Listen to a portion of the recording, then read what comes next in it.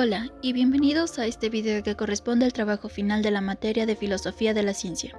El tema del que vamos a hablar es el cambio paradigmático del positivismo lógico a la ciencia cognitiva. ¿Es el caso de una revolución científica en la ciencia? Tenemos como objetivo realizar el análisis de la revolución científica que se desarrolló entre 1920 con el surgimiento del positivismo lógico y 1950 con el surgimiento de la ciencia cognitiva. Iniciaremos mencionando a los principales fundadores de esta filosofía positivista. El más importante de esta época fue Auguste Comte, quien se convirtió en el secretario de Henry Saint-Simon y posteriormente vivió de la enseñanza privada y sus conferencias públicas. Fundó una iglesia positivista contra la fe cristiana y contra toda fe religiosa. Su obra más importante fue el Curso de Filosofía, ya que es considerado fundamental para el desarrollo de la sociología como disciplina científica y ha tenido una influencia en el pensamiento social y filosófico. John Stuart Mill consiguió que se tradujera al inglés el Curso de Filosofía Positivista de Comte sobre la libertad. Este es el libro más relevante de Mill, ya que defiende la importancia de la libertad individual y argumenta en contra de la inferencia del estado de la vida de las personas. Hablando de Herbert Spencer, su obra más importante es Principios de Sociología, en donde esta obra aplicó los principios de la biología y la psicología a la sociedad humana, estableciendo las bases de la sociología como disciplina científica. Entre las obras más importantes de Emile Durkheim se encuentra De la división del trabajo social, en donde se analiza la importancia de la división del trabajo en la sociedad y cómo ésta constituye la cohesión social. Ahora hablemos de las principales creencias del positivismo, que fueron: todas las disciplinas de la ciencia deben confluir en una sola ciencia, todas las disciplinas de la ciencia deben de trabajar en un método único de investigación, la ciencia debía describir su estructura elaborando leyes o teorías, y por último, el conocimiento científico es objetivo. Para entender un poco más sobre el tema, necesitamos saber los postulados secundarios de la filosofía positivista.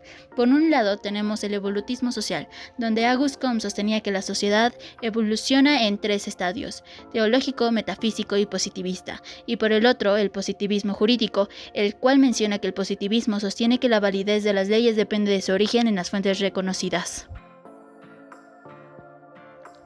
El positivismo es una ideología conservadora cuyo objetivo es establecer el orden en la sociedad. Así, la información obtenida de la experiencia sensorial interpretada a través de la razón y la lógica constituye la fuente exclusiva de todo conocimiento verdadero. Los datos verificados, es decir, hechos positivos, obtenidos de los sentidos se conocen como evidencia empírica. Por tanto, el positivismo es la evolución lógica del empirismo. El positivismo aboga por aplicar el método científico y estudiar la sociedad como un conjunto de hechos sociales o leyes. El positivismo lógico fue fundado por un grupo de filósofos matemáticos y científicos sociales que se encontraron en Viena durante los años 20 y principios de los 30, con el objetivo de construir una doctrina que diera las pautas que deben guiar el conocimiento científico. El positivismo lógico propone el principio de verificación, en el cual las únicas preposiciones significativas son las que pueden verificarse por medio de la observación, y es legítimo hacer preposiciones teóricas siempre que se definan en términos de factores observables. Si bien el positivismo lógico fue de gran trascendencia, su decaimiento se debe a que con el tiempo dentro del movimiento comenzaron a surgir desacuerdos, llevando a tensiones internas. La filosofía de la ciencia evolucionó y el movimiento se debilitó tras la Segunda Guerra Mundial y la Guerra Fría, ya que los psicólogos tenían una mala reputación. Influencia en la psicología.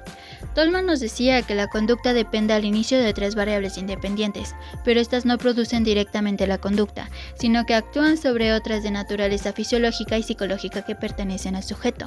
El psicólogo que mejor representa el positivismo lógico en el campo de la psicología es Hull. Su modelo hipotético deductivo se orienta sobre el lenguaje teórico matemático. Hablando sobre la psicología de Skinner, prescinde de un lenguaje teórico, pero su teoría se centra en el lenguaje observacional, aunque reducido a operaciones y procedimientos de medida. Inicios de la revolución cognitiva. La ciencia cognitiva es un campo interdisciplinario que explora la mente humana, cómo se adquiere el conocimiento y cómo se procesa la información. Surge a raíz del desafío al conductismo en el simposio de Hickson en 1948, donde eminentes científicos cuestionaron la visión limitada de estudiar solo la conducta observable. La ciencia cognitiva reconoce la importancia de reuniones interdisciplinarias y la influencia de libros que cruzan fronteras académicas.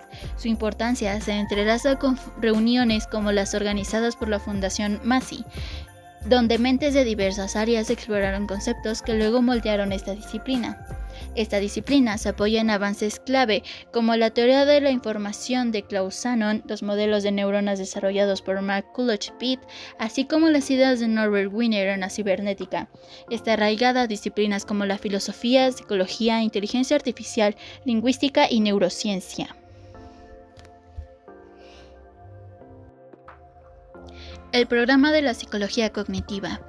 Las líneas de investigación iniciadas por Miller, Bramben, Cherry y Brunner vigorizaron la psicología de fines de la década de 1950 y de la década siguiente. Los psicólogos ya no limitaron sus explicaciones a los sucesos que pudieran serle impuestos a un sujeto o que pudieran observarse en su comportamiento. En 1956, George Miller mostró que la capacidad de los individuos para establecer distinciones absolutas entre los estímulos parecía experimentar un cambio radical al acercarse a los 7 elementos. En la década de los 50, los estudios de Colin Cherry y Donald Bronwen inspiraron en el enfoque británico de la psicología del procesamiento de la información.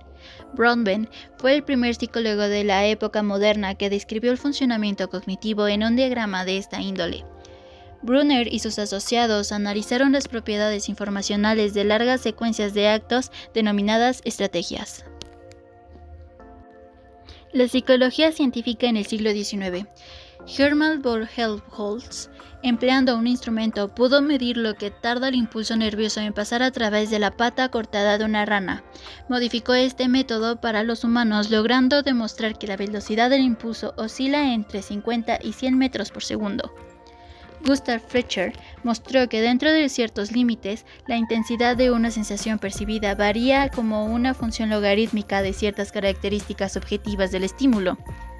Donders propuso en 1868 que era posible medir el tiempo que llevan las operaciones mentales superiores, y para Franz Bertrand, la psicología tenía como punto de partida la mente, entidad activa y creadora dotada de intenciones.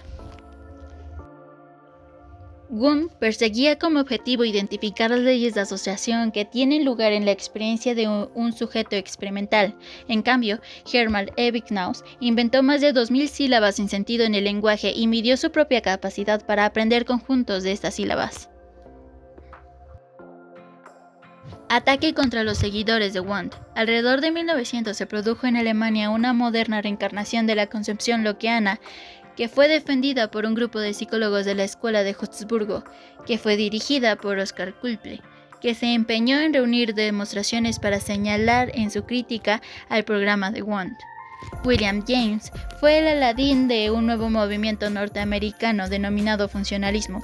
Adoptó un enfoque pragmático y propuso sin vacilar que la marca distintiva de la mentalidad era el propósito. En 1913, John B. Watson lanzó la revolución conductista, afirmando que el tema del estudio adecuado de la psicología no era el funcionamiento de la mente, sino el examen de la conducta objetiva y observable. El fundador de la psicología de la Gestalt fue Max Weitenberg. Estos psicólogos de la Gestalt examinaron un sinnúmero de cualidades de la forma. Wolfgang Kotler emprendió una serie de investigaciones con chimpancés en donde discernió distintos grados de inteligencia de los simios. Frederick Bertling llegó a la conclusión de que es imposible emplear materiales totalmente arbitrarios si se quiere captar al vuelo los rasgos más sobresalientes de la memoria. El propósito de Jean Piaget era desentrañar las leyes básicas del pensamiento. Sus tareas informales con niños pequeños fueron simplemente el medio predilecto para obtener datos acerca del conocimiento. A finales de la década de 1940, cada vez resultaba más claro que ni la vertiente fisiológica ni la psicológica del conductismo eran viables. A mediados de la década de 1960, Ulrich Neisser menciona que el sujeto llega a comprender una señal sintetizando una representación interna que corresponde con aquella. Joan Beresford y sus colegas, mediante un paradigma experimental, sugieren que la rememorización no es pasiva y repetitiva, sino que los sujetos procesan la información de forma activa y constructiva. Los psicólogos cognitivistas han identificado fenómenos fascinantes como el número de unidades que se pueden mantener en la mente de un momento cualquiera. Ahora bien, hablaremos sobre la inteligencia artificial, la herramienta del experto. En 1956, un grupo de 10 jóvenes especialistas en matemáticas y lógica se reunieron en Dartmouth College con el propósito de debatir la posibilidad de producir programas de computadora capaces de comportarse o de pensar inteligentemente. La inteligencia artificial tuvo una breve pero tormentosa historia. En parte giró en torno de las definiciones. Algunas definiciones ponen en acento en el diseño de los programas, otras en si esta debería ser una simulación exacta de los procesos de pensamiento. Algunos adoptaron la versión débil y otros sustentan la versión fuerte de la inteligencia artificial. También existió la discrepancia entre los generalistas que creen en programas globales que pueden aplicarse a la mayoría de los problemas, en contraposición a los expertos, quienes depositan su fe en programas más detallados acerca de un dominio en específico. Un último desacuerdo que se puede retomar es acerca de si considerar a la inteligencia artificial una ciencia o no. Terry Winogrand creó el programa SHRDLU, que poseía conocimientos lingüísticos suficientes como para ejecutar toda una compleja serie de instrucciones relativas a esos bloques. El sueño de crear una inteligencia artificial se retoma tiempo atrás. René Descartes tenía interés en autómatas que simularan al ser humano. George Boole creó un sistema de verdadero o falso. John von Neumann demostró que la lógica binaria y la aritmética podían conjugarse en la conformación de estos programas almacenados. Este sueño comenzó a hacerse realidad con los programas creados por Ellen Newell y Herbert Simon, su primer programa denominado el teórico lógico y su proyecto más ambicioso que fue el denominado resolvedor general de problemas, capaz de ejecutar tareas como la demostración de teoremas, jugar al ajedrez y resolver acertijos. Marvin Minsky y sus discípulos encaminaron a la inteligencia artificial a otros rumbos. Crearon un programa que resolvía analogías de tipo visual y el programa Student que resolvía problemas algebraicos. John McCarthy también realizó aportaciones importantes como la creación del Lisp, un lenguaje de computadora que empleaba la presentación, ítems y manipulación de listas.